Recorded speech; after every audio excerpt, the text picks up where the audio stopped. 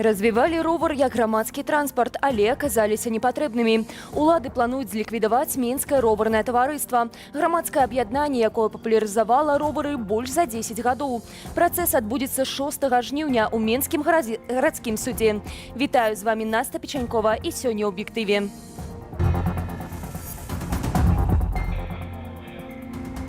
Ксяндза Уладзіслава Завальнюка адправілі ў адстаўку. Ці адчыніцца пасля гэтага дзверы чырвонага касцёлу для вернікаў? Касцёл, сама інстытуцыя, уладу не задавальняе, і цяжка сказаць, ці это рашэнне на 100% паспрыяе таму, што касцёл эти вернуць. Дзень, які перастаў быць святам. 34 гады таму Беларусь зрабіла першы крок да незалежнасці. Савецкая прапаганда знішчыла амаль начыста ўяўленне людзей пра свабоду і пра незалежнасць дзяржавы. Выступ Леді Гагі, парад шаўноў па сені і мінімум 3 мільярды гледачоў. У Парыжы прайшла цырымонія адкрыцця алімпійскіх гульняў. Гэта было цудоўна, гэта было эпічна. Нешта захапляльнае, чаго мы больш ніколі не ўбачым. Парафіяне сталічнага чырвонага касцёлу звярнуліся з публічным лістом да арцыбіскупа Юзафа Станеўскага. Напярэдадні мітрапаліт звольніў з пасады прабожча ксяндза Уладзіслава Завальнюка. Паводле крыніцаў, гэта была умова рэжыму для вяртання вернікам забранай святыні. Ужо амаль 2 гады чырвоны касцёл застаецца закрытым. Тэму працягне Вітаў Сіўчык. Чырвоны касцёл без ксяндза Уладзіслава Завальнюка. Напярэдадні арцыбіскуп Юзаф Станеўскі адхіліў святара ад абавязкаў пробашча парафіі святых Сымона і Алены. Такі жарт быў, што ксяндзу Завальнюку аднойчы прапанавалі быць біскупам у Польшы, а ён сказаў, у Польшы я там нейкі біскуп толькі буду, а тут я настаяцель ажно чырвонага касцёла пробашча. Цэнтральныя не бывае, чырвоны касцёл гэта візітоўка Менска. Новым пробашчам стаў ксёндз Францішак Руч. Ксяндза Уладзіслава Завальнюка знялі на ягоную ж просьбу ў сувязі з дасягненнем 75 гадоў. Так паведамілі афіцыйна. Насамрэч жа святар ніякага прашэння не падаваў, распавялі парафіяне і напісалі адкрыты зварот да арцыбіскупа. Гэтая навіна ўразіла і прыбіла нас да канца. Мы ўсе разумеем, што жывём у часы ганення ў каталіцкага касцёлу, разумеем, што вам, як пастыру, непроста. Аднак Бог – гэта праўда, і мы, звычайныя вернікі, шукаем гэтую праўду ў касцёле. Зняцце ксяндза Уладзіслава з пасады пробашча было адной з умоваў вяртання вернікам сталічнага касцёлу святых Сымона і Алены, сцвярджаюць крыніцы. Ужо амаль 2 гады святыня застаецца закрытай, нібыта праз пажар у сакрыстыі, плошчай 20 квадратных метраў. У касцельных колах лічаць, што рэжым проста помсціць касцёлу за асуджэнне гвалту і патрабаванне законнасці ў 2020-м. А пасля пачатку паўнамаштабнага ўварвання Расіі ў чырвоным касцёле служылі імшу за мір, куды быў запрошаны амбасадар Украіны. Трэба было паказаць касцёлу і касцёльным уладам, што хто гаспадар у краіне, і таму яны выбралі менавіта чырвоны касцёл, не які-небудзь іншы, бо это такі знакавы касцёл для Беларусі. Паводле Наталлі Васілевіч, рэжым збіраецца ўладкаваць пытанне з чырвоным касцёлам перад гэтак званымі прэзідэнцкімі выбарамі 2025 года. Але ўзурпатару, як і ў выпадку з вызваленнем палітвязняў, патрэбнае прыніжэнне супраць леглага боку, ахвяраванне адным з найбольш вядомых святароў Беларусі. Один способ, которым з ім можна цяпер неяк весці дыялог, гэта просто прынізіцца, прапаўсці на каленях і аддаць сябе ў рукі гэтаму рэжыму. То бок гэта ўжо менавіта адзнака таталітарнасці рэжыма, таму што ён захоча залезці ў душы людзей і іх зламаць. Касцёл, сама інстытуцыя, уладу не задавальняе, і цяжка сказаць, ці это рашэнне на 100% паспрыяе таму, што касцёл эти вернуць. Ксёндз Уладзіслаў Завальнюк быў пробашчам парафіі святых Сымона і Алены з 1990 года. Святар ачольваў змаганне за вяртанне каталіцкіх святыняў у Менску, аднаўляў парафіі ў Беларусі. У савецкі час святара пераследавалі, ссылалі ў Казахстан і прымусова змяшчалі ў псіхіятрычны шпіталь. Ксёндз Уладзіслаў, паслядоўна працоўвае ўжыванне беларускай мовы, выдаў дзясяткі кніг. Парафіяне збіраюцца правесці святара заўтра, у нядзелю 28 ліпеня о 15 гадзіне на імшы ў Менскай архікатэдры. Вітаўт Сіўчык, Белсат. 34 гады таму Вярхоўны Савет БССР прыняў дэкларацыю аб суверэнітэце рэспублікі. 27 ліпеня да рэферэндуму 1996 беларусы адзначалі Дзень незалежнасці. Лукашенка ж перанёс свята на 3 ліпеня. Пра тое, у якіх гістарычных і палітычных умовах прымалася дэкларацыя аб дзяржаўным суверэнітэце, узгадвае адзін з яе стваральнікаў Зянон Пазняк. Падрыхтаваў гэта ўсё Беларускі народны фронт. Ужо у маі 90-го года быў намі падрыхтаваны тэкст і зачытаны на Верховным Савеце. Верховны Савет не успрыняў гэта, яны не разумелі. Але тут склаліся такія абставіны, што барацьба паміж Ельцынам і Гарбачовым прывяла да таго, што Гарбачоў выдаў загад всім рэспублікам прыняць дэкларацыю аб суверэнітэце. Ён такім чынам хацеў обновить Советский Союз, заключить новое погоднение об СССР и оттиснуть Ельцина на маргинез. Это их была борьба за владу. Но але з гэтага нічого не атрымалася.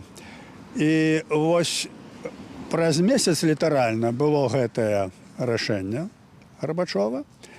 І гэты Верховны Савет, які адкінуў нашу дэкларацыю, вымушаны быў яе прымаць.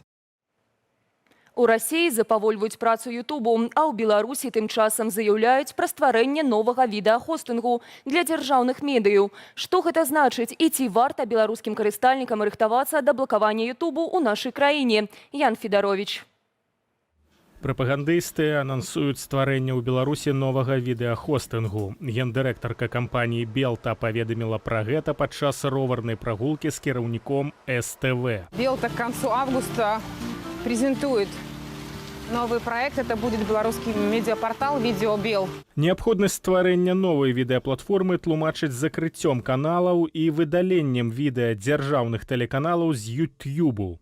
Четко прослеживается след тайной силы, могущественной тайной силы. Мы понимаем, что их могут просто снести и закрыть, вынести предупреждение, неделю не дать выкладывать что-либо, да? Понятно, что сайты останутся, но в то же время в одном месте это все будет саккумулировано. Зрэшты, адкрытым застаецца пытанне, наколькі папулярным будзе новы відэахостынг. Цяжка стварыць новую экасістэму, якая будзе цікавая аўдыторыі, у якой будзе і навіны, і всякія забавы, і сервісы, як, напрыклад, рамантаваць машыну. Экасістэма напаўняецца не толькі тым, што аплочвае нехта, а тым, што людзі ствараюць па сваёй ахвоце. Між тым, у Расіі ідзе абмежаванне працы Ютьюбу. Днямі старшыня Думскага камітэту ў інфармацыйнай палітыцы Александр Хенштейн паведаміў, што з канца гэтага тыдня хуткасць загрузкі на хостынгу знізіцца на 40%, а да канца наступнага ўжо на 70%. Абмежаванне не закрануць пакуль што мабільныя прылады. Им не нравится, как работают эти платформы. Вот, удаляют, как бы, по их мнению, удаляют им нужный им контент, и при этом не удаляют тот контент, который им не нравится. Естественно, они попытаются каким-то образом давить на эти компании. Што будзе з Ютьюбам у Беларусі ў выпадку ягонага канчатковага блакавання ў Расіі, пытанне адкрытае. Што канкрэтна знаходзіцца в галаве у тых людзей, якія прымаюць рашэнне ў Беларусі, я вам не гатовы сказаць. Мы сутыкаліся з тым, што в Расіі нейкія ресурсы былі забароненыя для карыстання на тэрыторыі Расіі. Яны не былі забароненыя на тэрыторыі Беларусі. Негледзячы на тое, што падключэнне было фактычна праз Расію, беларуская аўдыторыя все равно гэтымі сервісамі карысталася. На выпадак блакавання Ютьюбу адмыслоўцы раяць навучыцца карыстацца VPN. Мы рекомендуем использовать сразу несколько VPN-ов от разных компаний, от разных представителей. Один заблокирует, другой останется. Ну, по такому принципу. Вот. Ну и у нас есть свой собственный проект, он называется VPN-генератор. Ищите в Телеграме, Facebook, VPN-ген. Там есть канал и, в общем-то, объяснение, как это все работает. Зазначым, што сачыць за відэанавінамі на Белсаце вы можете не толькі праз YouTube. Нашыя праграмы можна глядзець у тэлевізары праз спадарожнікавы сігнал. Ян Федарович, Белсат. Беларусь другі раз за год прыняла дэлегацыю акупаванай Расіі часткі Запарожжа. Падчас візіту яе прадстаўнікі наведалі найбуйнейшыя прамысловыя прадпрыемствы, сярод якіх БелАЗ, Амкадор і Менскі трактарны завод. На прэс-канферэнцыі прадстаўніца акупаванага рэгіёну Святлана Агафонова заявіла пра гатоўнасць наладзіць супрацу з гэтымі прадпрыемствамі. Першым крокам у гэтым кірунку паводле чыноўніцы можа стаць супольны праект у гідраўліцы для МТЗ. Раней улады акупаваных тэрыторый паведамлялі пра перамовы з афіцыйным Менскам наконт вытворчасці трактароў «Беларус» у Запорожскай вобласці. Упершыню ж навіна пра агульную трактарную вытворчасць з'явілася летась. Тады ж абмяркоўвалася адкрыццё філіялу аршанскага мясакансервавага камбінату на падкантрольных Расіі тэрыторыях украінскага Запорожжа. У Гомлі працягваюць разбор завалу будынку «Булога Раус». Напярэдадні там абрынулася частка збудавання. Паводле выдання «Флагшток» будынак па вуліцы Сялянскай меў благую рэпутацыю. Менавіта там у 2020-м катавалі пратэстоўцаў. Пошукавыя працы працягваліся ўсю ноч. Раніцай прэс-служба МНС паведаміла, што пацярпелых у выніку інцыдэнту няма. Будынак не функцыянаваў з 2022-го. Тады цэнтральная Раус пераехала на новы адрас.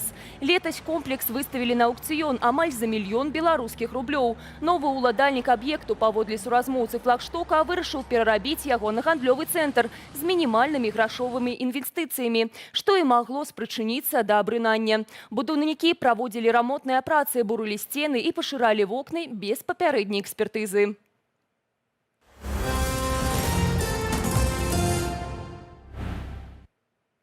Беларусы могуць планаваць паездкі ў еўразвяз на асабістых аўтах.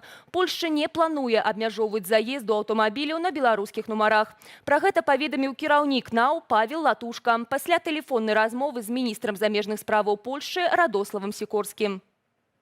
Польша, подчеркнул министр иностранных дел Польши, будет стоять на позиции не ограничивать пересечение гражданами Беларуси белорусско-польской границы и не планирует вводить запрет на использование автомобилей с белорусской регистрацией. Мы говорим о частных автомобилях, находящихся в частном владении, и не планирует осуществлять конфискацию белорусских автомобилей, как это осуществляется в отношении граждан России. Пры гэтым Сікорскі падкрэсліў, што Польшча і надалей прытрымліваецца выразнай пазіцыі ў дачыненні рэжыму Лукашэнкі. Гэтак польскі бок патрабуе спыніць міграцыйныя атакі, выдаць падазраванага ў забойстве польскага жаўнера, а таксама вызваліць журналіста і актывіста Анджэя Пачобута ды іншых палітычных вязняў. Салюты, феерверкі, усесветныя зоркі спорту і сцэны. І ўсё гэта на фоне найвядомейшых парыжскіх пейзажаў. Так прайшла цырымонія адкрыцця летніх алімпійскіх гульняў. Неўзабаве надыдзе час і для пунктаў міліметраў да секундаў. А пакуль вашай увазе урачыстасць, якая не можа пакінуць абыякавым нікога. Андрэй Сульжыц.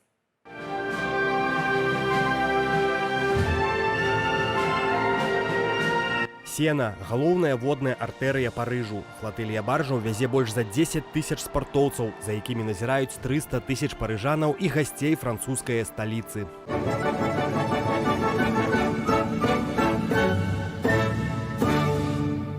З такім размахам прайшла святочная цырымонія адкрыцця 33-х алімпійскіх гульняў. Прычым упершыню такая падзея праходзіла не на стадыёне, а на рацэ, на 6-кіламетровым адцінку ўздоўж самых вядомых славутасцяў Парыжу, у тым ліку сабору Нотр-Дам і Эйфелевай вежы. Сёлетняя цырымонія сталася святам не толькі пачатку спаборніцтваў, але і французскай культуры, моды і гісторыі. Лэдзі Гага праспявала класіку французскага кабарэ на фоне сабору Парыжскай Божай Маці. Селін Д'ён у сваім першым за шмат гадоў публічным выступе выканала гімн кахання Эдыт П'яф, пасля чаго запалілі алімпійскае вогнішча, сімвал пачатку алімпійскіх гульняў у Парыжы. Адзін з самых кранальных момантаў адкрыцця. Паходні для запальвання 30-метровага паветранага шару, што завіс у дзясятках метраў над зямлёй, неслі французскія і ўсясветныя зоркі, сярод якіх былы футбаліст Зінедын Зідан, тэнісісты Рафаэль Надаль і Серена Уильямс і нават вядомы рэпер Снуп Дог.